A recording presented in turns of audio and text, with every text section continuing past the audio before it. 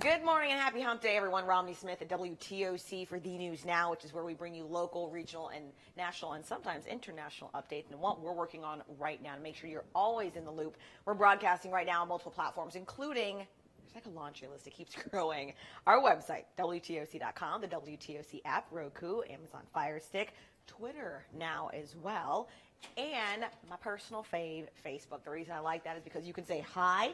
You can also, like Mila Rivers, Pam Hilton, and Sue Anderson Strickland all saying good morning. I thank you guys for watching. You can also ask a question, leave a comment. If you do ask a question, I'll do my best to get you the answer within the show. If I can't, no worries. I'll go back in the comment section and make sure you get an answer after the digital newscast. So I want to thank you, Deborah Cubbage, who's waving at me, Kimberly Gone. Certainly appreciate you guys. Okay, so we're going to start with some local breaking news. There was a school bus wreck this morning in Claxton. Here's a look at what happened. So this happened in Evans County. Officials are saying it's a minor crash on Highway 280. So it happened at Highway 280 and College Street in Claxton. The bus driver and two students were taken to the hospital to be checked out. No major injuries were reported, okay? So just keep this in mind. The kids on board and the school bus driver were taken to the hospital, but no major injuries, minor bumps, a few scratches, a headache, but they will be okay. The Georgia State Patrol is continuing to investigate. Right now, WTOC is also working to find out exactly what happened, if they had to swerve for a reason, if there was a car on their way, an animal. So we will get you that information. Dal Kennedy, our bureau reporter, is looking into that, and so we will get you more on that. But it's just good to know that the people involved are okay. So again, that happening in Claxton. In national news, I'd be remiss if I didn't hit on what happened in Dallas yesterday afternoon. Law enforcement are breathing easy now that a police shooter is in custody. We got our man. So Dallas Mayor Mike Rawlings expressed relief following the arrest. Police say that 29-year-old shooter was being escorted outside of a Home Depot in North Dallas yesterday when he opened fire, shooting two police officers and a store security guard.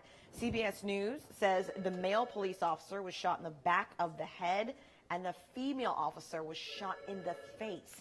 Investigators say the shooter escaped in a white pickup truck with a passenger, prompting a citywide manhunt that ended nearly 6 hours later. They observed a vehicle fitting the description of the wanted vehicle. They pursued this individual through the area of Northwest Dallas, where they apprehended him. It's unclear who the suspect's passenger was or what charges she may now be facing. The suspected shooter is charged with 2 counts of aggravated assault on a public servant, as in jail with a $1.1 million bond. All 3 shooting victims underwent surgery last night and remain hospitalized this morning. The officers involved, Crystal Almeida and Rogelio Santander, are in critical condition. We will continue to update that story. Certainly keep them in your thoughts and prayers if you think that's appropriate, because we certainly hate every time that we hear a law enforcement officer has been shot against a random act of violence that shouldn't have happened. So again, that happening in Dallas. 2 police officers in critical condition after being shot yesterday afternoon. As soon as we get more updates on that, we will let you know. Certainly, Marcus Blankenship Ford saying prayers for that officer. We completely agree. I want to give you a shout out. Few of you watching. You know, I always say we got our low country people. Hinesville's always in the house. Savannah. We actually have people who watch from other states as well. This morning we have Christopher Davis watching all the way from Illinois. We certainly appreciate you tuning in. I have to ask why. Do you have family here? Did you live here? Did you grow up here? Let me know in the comment section on Facebook. Certainly appreciate it. All right. Kimberly Gone also saying hopefully the officers will pull through. I think that's the good news. I hope to report to you in the afternoon digital newscast. All right, locally, Port Wentworth police responded to a fire late last night. It happened on Bartheldy Street in Port Wentworth. We spoke with the owner of the home. He tells WTOC that he and his girlfriend went to the grocery store, and about 15 minutes later, he got a call that his house was on fire. Police are currently investigating the cause of that fire.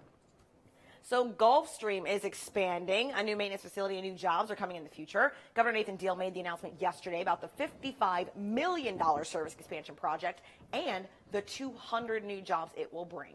Governor Nathan Deal says aerospace products are the state's #1 export, largely because of growth and expansion of companies like Gulfstream. We've got a dozen facilities around the world, but Savannah has been our heart. It's where we do the most work. It's about half of our overall network capacity, so we're excited to bring additional capacity here. The new building will be at the old airport terminal. Zimmerman expects it to be open in the second quarter of 2019. Now, while this is good news, keep in mind the latest jobs announcement comes just 2.5 years after massive layoffs at Gulfstream. Just before Christmas in 2015, many of you remember the company reduced its contractor workforce by 600 people worldwide. It let go about 3% of its employees nationwide, which was about 450 employees. So it's a good thing that they will now be creating so many new jobs. I want to get back to Facebook. I asked a question for one of our out-of-state viewers, and he said he used to live here. So Christopher Davis, that's why you're watching.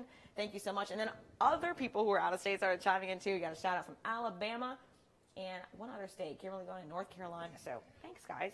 Hey, this is really neat. So Google is actually in town, and they're participating in workshops that you can also attend for free. Check this out. So you can learn something new if you're part of today's Growth with Google event. So basically, tech and business experts are on hand to help people further their digital business skills. So today's event is for students, teachers, business owners, job seekers, basically anyone who wants to learn a new skill. So Growth with Google is a free one-day event where people can connect with Google staff to improve their digital skills. So maybe you're a small business owner and you want the company to have a better online presence. This event would help you learn about the techniques to make sure your company is available to the millions of people who are online every single day. Grow with Google will take place today at Service Brewing Company, which is on Indian Street. And keep in mind, you don't have to sign up. Walk-ins are welcome.